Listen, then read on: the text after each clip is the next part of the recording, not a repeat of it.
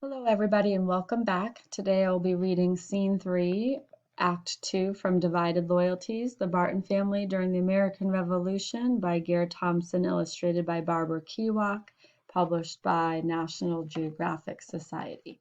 Scene 3, in the Bartons' living room. Narrator. It is a sad Christmas in the Barton house. Many Loyalist friends have left New Jersey for New York. Others are leaving for Great Britain or Canada. British ships have been blockading the harbors so the merchant ships can neither come in nor go out. The Bartons' business has come to a standstill. Washington has been forced out of New Jersey and waits across the Delaware River. It seems as though nothing is happening, but that is not the case. Both Abigail and William have been watching the soldiers and reporting their movements to Mr. Smith, who reports to the Patriot Army. From these and other reports, Washington has been able to gain valuable information and form a plan. His plan is to prepare his soldiers early in the morning to surprise the British soldiers while they are sleeping. The scene opens as the Bartons exchange gifts on Christmas morning. Robert. My dear family, I am sorry for such a bleak Christmas. The British blockade of the harbor has nearly shut down our store, and of course the local farmers refuse to sell to me. So we must be happy that we are all safe and all here together. Abigail. Well, Father, for once no one will complain about my gifts. With the storm outside, we can all use the warm things that I've knitted. Mary. You did a fine job, dear. Robert. My brother and his family are leaving New York for Great Britain. They will sail on the next ship. I hear that many other people are leaving during these difficult times. Robert. Some are going to Canada for a fresh start. As we've already discovered, it's not easy being a loyalist here. Ben. I love my toy soldier. William carved one that looks like Washington.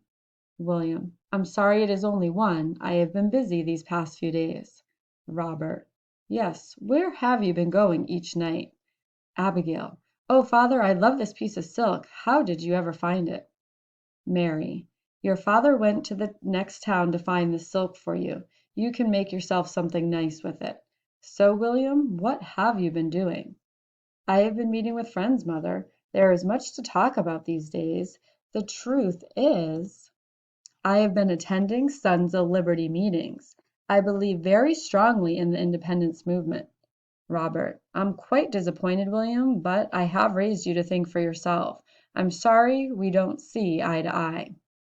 Mary.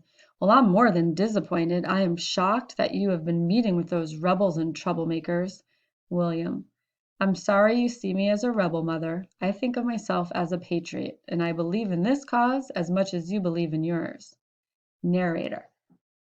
Later that evening, after the family is in bed, two of William's friends knock softly at the door. William is waiting on the stairs for them. Abigail sees them give William a Continental Army jacket and a gun. Her heart jumps, but she quickly hands William a note with the information she has collected about the soldiers' movements in and around Burlington. William disappears into the night.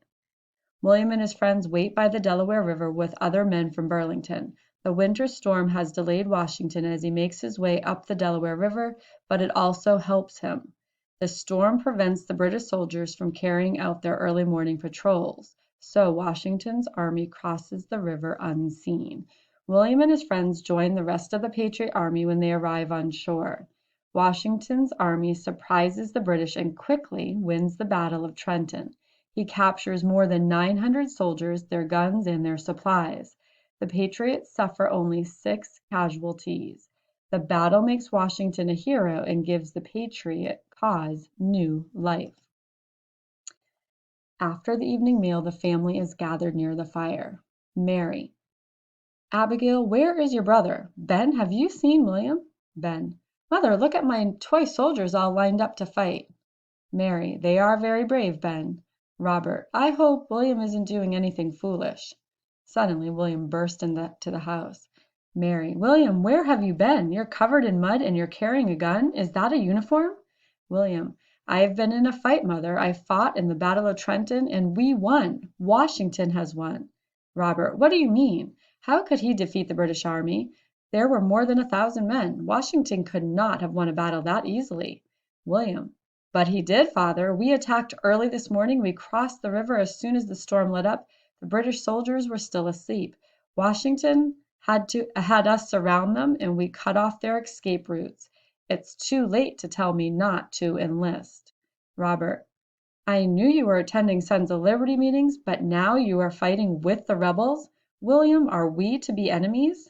William: Never enemies, Father. We are still family. Mary: William, you might have been killed. William: But I wasn't, Mother. I am here, safe. Robert: Yes, but for how long? No one who is fighting in battles is safe. How could you enlist?